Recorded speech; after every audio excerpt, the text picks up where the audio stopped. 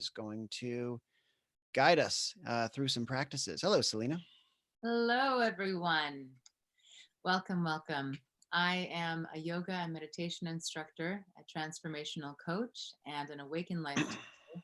And I feel the practice of self care is at the heart of every life well lived. So let's dive in. Let's dive in. I'm going to introduce everything again because we're live on YouTube and there was a bit of a delay of the stream going up. So, hello, YouTube. My name is Stefan Ravalli. I'm a host here at Meditation Live, and we are going to talk about self care. That was Selena Lael, and she's going to be our expert coach today. Just a reminder that this panel discussion is interactive, so definitely take advantage of those features. The chat box and the Q&A box is where you can leave some questions. You can also put up your hand. We can talk directly to you. And a note that these features are only available on the app, which you'll have to get at the Google Play Store and the Apple App Store. And although we love seeing you on YouTube, we unfortunately cannot speak with you. Those features do not work there. All right, Selena, I can pass things over to you now if you'd like to settle us in with a practice today. Beautiful. Okay, my friends, let's close the eyes and sit tall. So feel your sit bones rooted, the crown of your head lifting you up toward the sky. Feel the shoulders begin to soften down.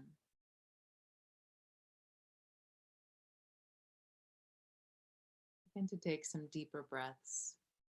Sometimes one of the greatest gifts that we can give ourselves is to become aware of the breath and consciously deepen it.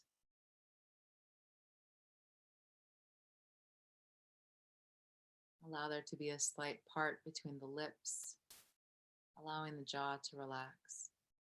There's nothing for you to do right now in this moment. You can just be here. Just be with the breath.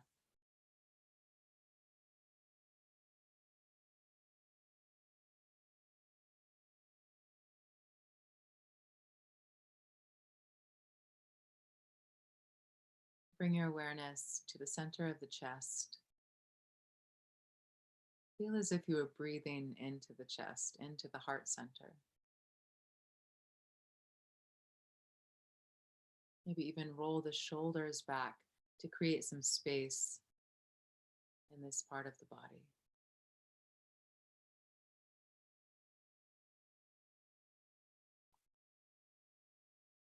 And then wherever the mind is in this moment, it's okay.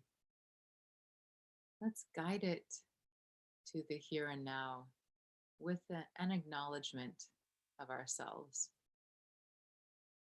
So think of something that you'd like to acknowledge yourself for, something you appreciate about you.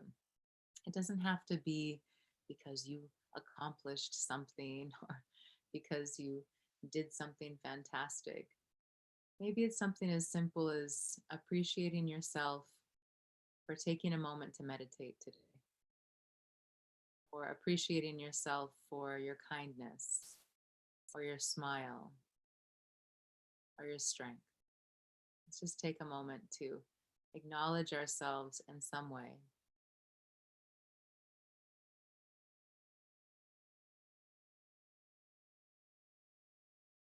And then take an even deeper breath as if you were welcoming this acknowledgement inside of you, into your cells, into your body.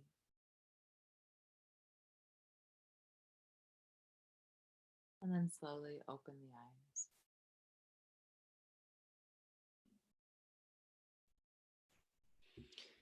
Thank you for that, Selena. And hello to those of you just joining us. Do let us know what you experienced in that practice. If anything came up you'd like a little more clarity on, use the chat box and Q&A box to post your reflections and questions.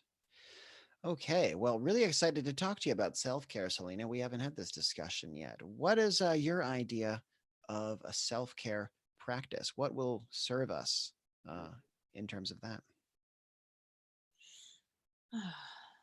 Well, many of us think of self care as these specific actions that we do.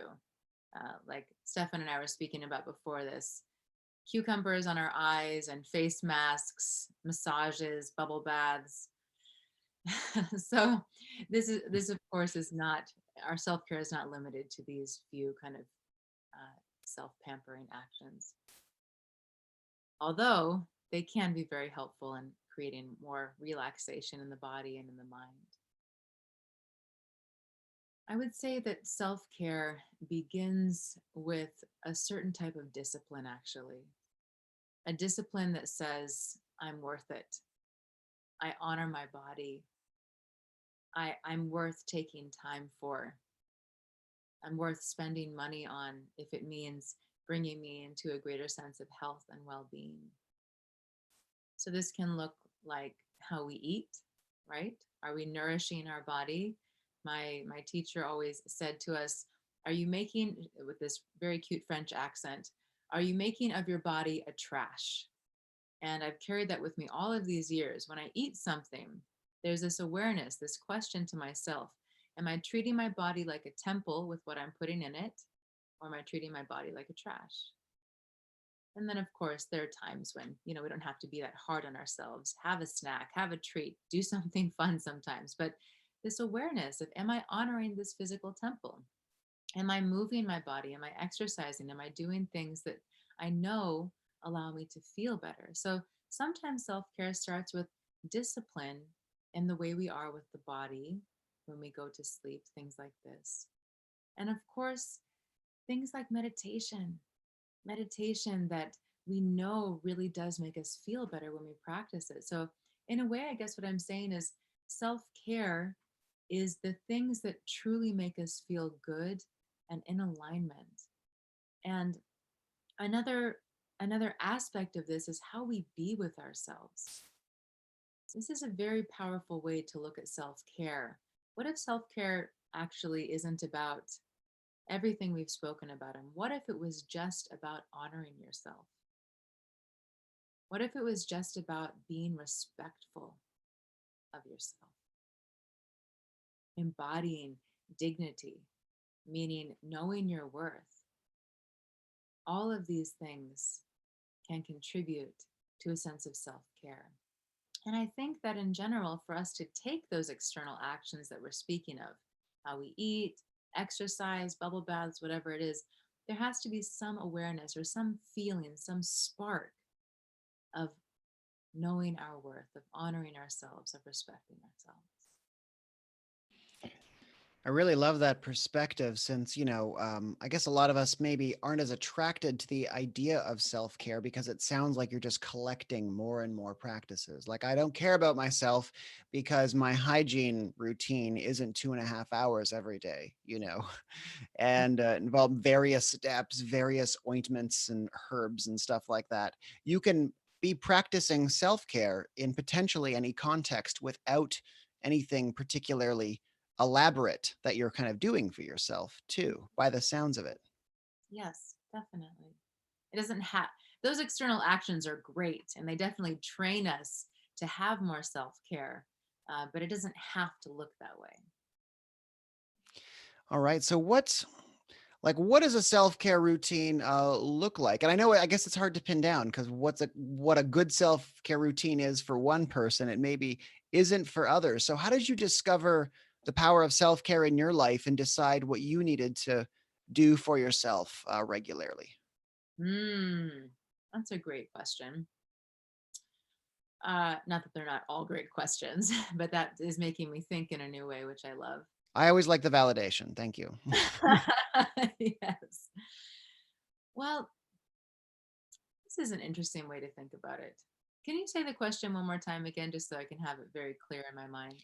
Yeah, your sort of, discovery of self-care into your life. Um, how did you determine, what it is you needed to do for yourself more regularly and invest in yourself and mindset shifts and things like that? Thank you. This will be something that some of us may be able to relate to. There's a term called FOMO, an acronym, and it means fear of missing out. And when I was younger, I lived, you could say, from a place of FOMO. I didn't feel that way, but that's kind of the kind of the way of living it was. Even if the body was tired, I would go out and party with my friends. Even if I didn't feel like putting something in my body, I would put something in my body because everyone else was doing it. Maybe they, the food they were eating at the restaurant, whatever it was. There's this desire to be part of the collective. There's this desire to be accepted by others, where we oftentimes disregard what we actually need. We don't go to bed when the body is actually tired. We don't stop drinking when the body says it's time to stop. We don't discontinue certain behaviors because we want to be part of something or because we think it's fun. And that was probably the biggest conscious shift for me when I was younger into more self-care, was recognizing that even though there was this desire to connect, this desire to, whatever it was, be with my friends, be accepted, that it started to become more important to feel good in my body and to feel clear in my mind than it was to engage in all of those ways of being. And I'm not just talking about, drinking or things like this. I'm talking about even just certain social behaviors. So I think that self care, one way to really start to look at it in our own lives is say, and this is, some of us aren't able to see this, even me, like it's difficult to sometimes be able to distinguish, is this behavior something I do for myself, or is this behavior something I do because I want something from someone else? So to start to look into our lives and say exactly that. Is this behavior something I'm doing because it honors me? It nourishes me deeply? Or is it because I'm wanting something from the outside? I want someone to like me. I want to feel acknowledged. I want to feel cool. I want to feel successful, and start to look at that. I love this. This is, I think, what's at stake here is kind of a reconnection to an intuition that maybe we're disconnected from. I don't think we're as good at saying, like, I'm tired, I'm cold, this relationship isn't this toxic, I should stay away, even though I want to, I might get something exciting out of it. And we're not really able to just kind of listen to that little voice. So I think you've already started to answer it, but how do we like reconnect with our needs? What are your best strategies for doing that, for hearing this intuitive voice that's saying what we need? Mm, meditation. Because with meditation, I'm taking time to pause, I'm taking time to reset. And I'm also taking time to become more aware. I can hear what's really going on inside more when I meditate. So I'd say meditation first and foremost. And then part of it is also inquiry. I have to be willing to look at things that are uncomfortable for me, right? Because if I have a great time, for example, let's say I go out drinking with my friends every weekend and I have a great time, I have so much fun, right? It's such a wonderful time. I get to be with the people I love. Maybe there's a little part of me that's like, oh, I'm kind of over this, or oh, I hate being hungover. But rather than maybe asking myself, is there something more for me here to listen to?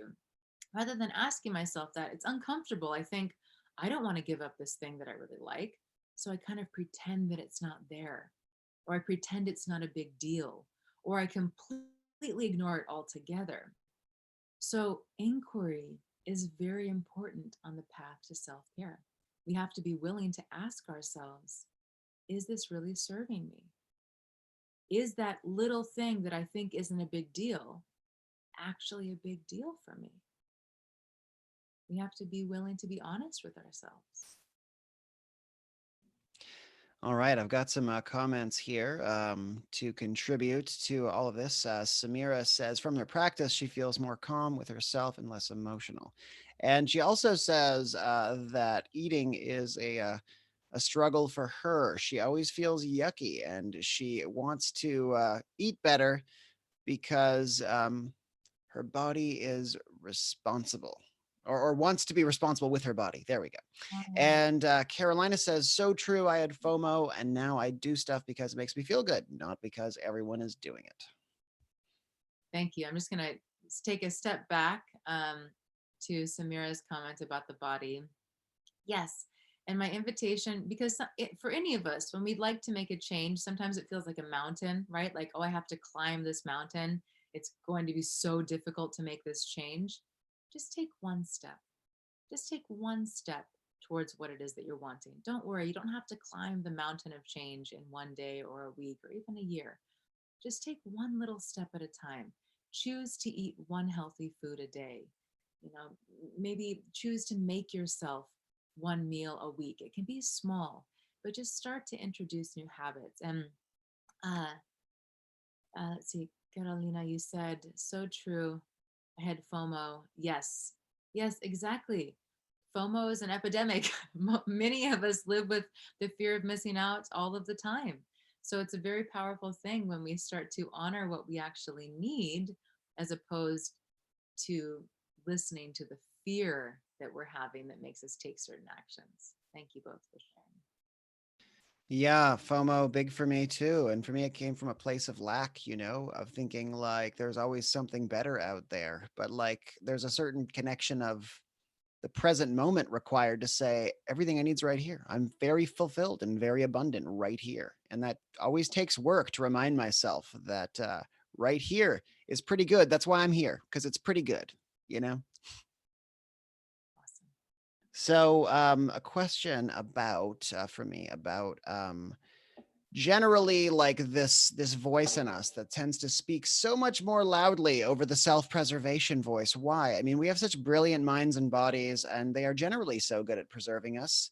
They certainly do when they don't need to, like with the stress response. Why doesn't this kick in um, as much in terms of self-care? Mm. I would say part of it is because whatever desire that we're having that's driving the action we're taking at the time is stronger. So, for example, let's say that I work really late every day and my body is so tired and I just really would benefit from going to sleep, but I'm just really stuck on working very late every day. There's another desire that's driving that. Now, maybe the desire is that you're really excited about your new business and you want to create more. That's a certain kind of desire, but at the same time, it's still causing you not to fully take care of yourself. So sometimes it's not necessarily something so-called negative that's making us not take care of ourselves. It's something that uplifts us, but we need to learn to have discipline or boundaries so that we take care of ourselves. Another way is that it might just be that we're wanting something from the outside. Again, coming back to this initial conversation. Let's say, for example, I work late every day because I really want validation from my boss. That desire for someone else to make me feel worthy or okay about myself is currently overriding my my awareness of my need to take care of myself or my desire to take care of myself. And some of that is just kind of the cross wires that we have from our upbringings, from uh, social media, from the outside world telling us that we need to be a certain way. We get so hooked into needing validation from the outside or for someone to acknowledge us and tell us that we're great, or I guess it's the same thing as validation, but we're so hooked on needing something outside to affirm who we are or our worthiness that we're sometimes not even aware of our need for self care. And again, this is like I was saying, it's like crossed wires. It's like rather than being able to recognize that the more we take care of ourselves, the more we have to give to our job or our relationship or our creativity. Rather than being able to see that, we're in an old way of being that says, I should take the path of not listening to my need for self care because it's going to get me what I want faster. But it's inaccurate, basically. It's misinformation that we take on from the time we're children, thinking that having that affirmation is going to be better than actually taking care of ourselves. I hope that made sense. It was kind of a little squirrely in there, but Entirely. No, it may have sounded like that to you, but from the outside, absolutely. No, that was very clear. Thank you. Yeah. So in terms of like doing what serves us, which is fundamentally what you're talking about there, and generally in this topic, we also, I think a lot of the times we maybe hesitate to do that because we don't want to be too like selfish. Mm. And I guess so. What are the outer limits of selfishness here? Like in terms of when are we just simply doing right by ourselves, and when are we becoming self-indulgent and not being, considerate enough? Hmm. I would say is that's up for conversation. I'd love to hear from you all. Where do you feel there is a line to be drawn between self-care and self-indulgence? And then the real question is there a problem with self-indulgence if it's bringing us into our highest good inside of ourselves or our highest place of balance? So I don't think there's a hard line. It's not black and white. Um, we've spoken about this before on different panels, but we kind of live in this world that says if you do something nice for yourself, you're selfish.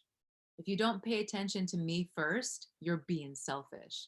And it's interesting to kind of look at it from the perspective of the idea of selfishness, maybe not at its true heart, but the idea of selfishness in the way that many of us think about it in today's day and age came from somebody at some point in time saying, I want you to do something for me. I want you to take care of me. I want you to think about me.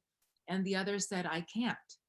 And then all of a sudden it becomes about selfishness. So, and there are times that there is selfishness, right? Like if someone is so self-absorbed, they're not considerate of other people. That is where I think selfishness can actually play out.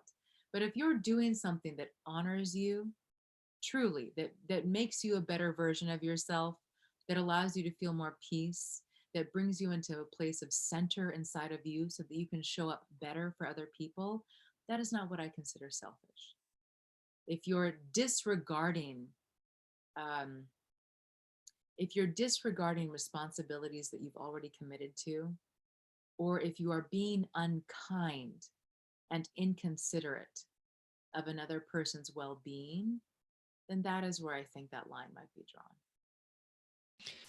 Yeah, and Julie says self-indulgence is good and can be self-care to the point it becomes unhealthy. And I guess I would say, I guess what would unhealthy look like? And my teacher has said that the question should always be, am I being of service? Yeah. And without that, everything else is an incomplete system. Because if you're of service, then everything you do for yourself ultimately gets given back. Yes. But if you're not, then potentially things just keep getting more and more self-absorbed in a way. But I don't know. What do you think about that? Yeah, and I think from on also with what Julie is saying, the way that I can see self-indulgence being too indulgent is when we're longing for that action to make us feel something inside. So, for example, let's say that I feel really lonely. So I go get a pedicure. And then before you know it, I'm still feeling really lonely. So I go get a massage. And I still feel really lonely. And so I go and I buy myself a bunch of things. That's the kind of indulgence where it's seeking to fill something inside that will never be filled by those actions. It will never be filled. It might be quelled for a moment because we're distracted or because we wake up some happy feeling hormones, but it's ultimately an action that won't allow us to feel the goodness of being self-indulgent. It's trying to fill a void that will never be filled by that. It's like trying to put a square and a circle together. They just don't fit. So I'd say that maybe that is the heart of overindulgence when people are in pain, ultimately. When we are in pain and we're looking for that thing, that care, whatever it is, to make us feel better. And we just kind of keep taking and taking and taking from that. So our pursuit of self-care needs to be from a place of already being in some way fulfilled, or at least feeling a certain amount of fullness, even though, it's hard to say like we're ever truly fulfilled, but it can't come from a place of lack, I guess you can say. Like we can't seek it to fill a lack. I think we can. And I think oftentimes we do feel a lack in self care. So forgive me if it sounds like I'm contradicting myself. I was more saying that when we are in an obsession of looking for that fulfillment from that thing, that's where I feel like we can tip over into overindulgence. But I think for many of us, self care, when we're finally aware that we need it, comes from a place of lack. I'm so stressed out that I finally need to take care of myself. I feel so tired, I finally need to take care of myself. So I'm definitely not saying that we have to feel full inside to care for ourselves. However, if we integrate self care into our daily routine, meditation, eating well, doing things that make us laugh, whatever it might be, then I think we naturally feel less lack because we've created self care as part of our routine. Cool. Excellent. And yes, an important amount of pivoting because it's a complex and nuanced idea, you know, Right. fulfillment and seeking and all of that stuff. So thank you. It's been a really fun ride. I guess, wow, we're already at 25 minutes. Anyone that's got to go, you can go. I will definitely pass things over to you now. Carolina's got a comment actually. Loved what your teacher said, Stefan, to be in service to others. Thank you. I'm so glad you're inspired to be an agent of service as well, Carolina. And Julie says, this conversation reminded me I need to make a few salon appointments. He. I need self maintenance reminders. Yes. Yes. And speaking of reminders, set an alarm on your phone or on your alarm on your calendar that says, like once a month, get a massage. And it just comes up every seventh of the month or something. Or if it's once a week to do something for yourself, give yourself reminders. We live in a very, very busy, distracted, intellectually focused day and age. So reminders are great. And just coming back to what you shared about your teacher, Stefan, that is that is the heart of it all, service. And if you're in a moment where you're questioning, is your self-care routine really maybe in alignment for you or something like that? Say, when I do this for myself, does it allow me to show up for others better? When I do this for myself, does it allow me to be a better version of myself? Not that it has to, but it might be a nice question to gauge. That's kind of the great thing about this topic. It's very open-ended. We can decide what self-care means for us and how we'd like to choose to engage with it. Okay, wonderful. So let's just close the eyes and just be with whatever is coming up in you right now. Meaning whatever thoughts are here, whatever emotions are here, whatever physical sensations, whether they feel pleasant or unpleasant. Let us just be with whatever it is that we're feeling. And welcome whatever is here by breathing deeply. Our mind is in a constant state of rejection and acceptance, of judgment. So for these next few moments, can we practice setting aside judgment and just being with what we're feeling, letting go of the need to make our mind any different than it is.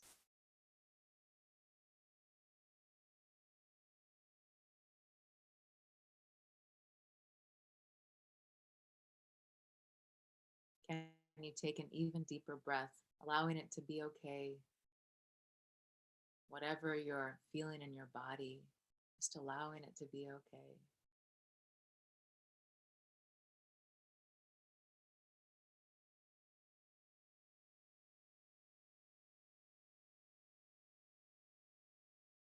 And as you bring your awareness to any emotions that you might be present to, can you take another breath and just allow it to be okay?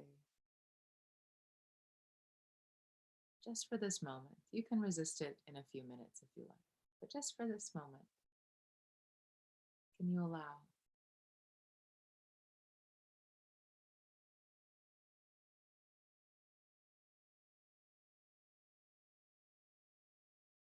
And as you bring your awareness to the mind, Can you even allow it to be okay that whatever thoughts are arising are here without identifying yourself with these thoughts?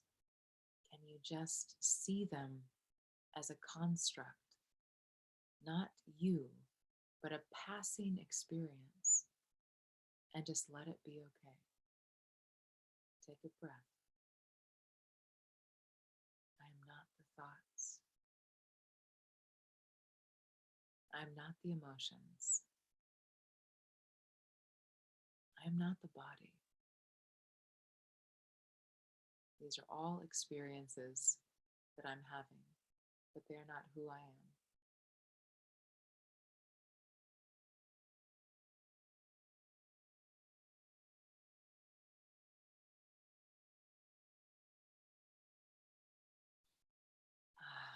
Let's take a deep, full breath in and out.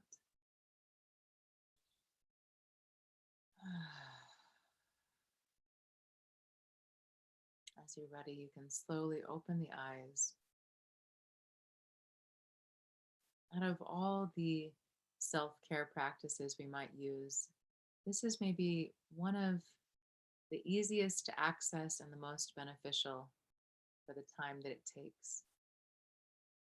Just take a moment to pause, become aware of your body, and just allow. Become aware of the thoughts, and just allow. Become aware of the emotions, and just allow. Practice being with what is, as opposed to constantly rejecting or accepting our experience. Thank you, everyone. Thanks, Stefan. Thank you for your engagement, everyone. What a rich topic. And I hope that for each of us, we feel renewed inspiration to take on one thing that we would like to add to a self-care routine and just take care of ourselves in a new way. Maybe a few things. Thank you all so much. With great love.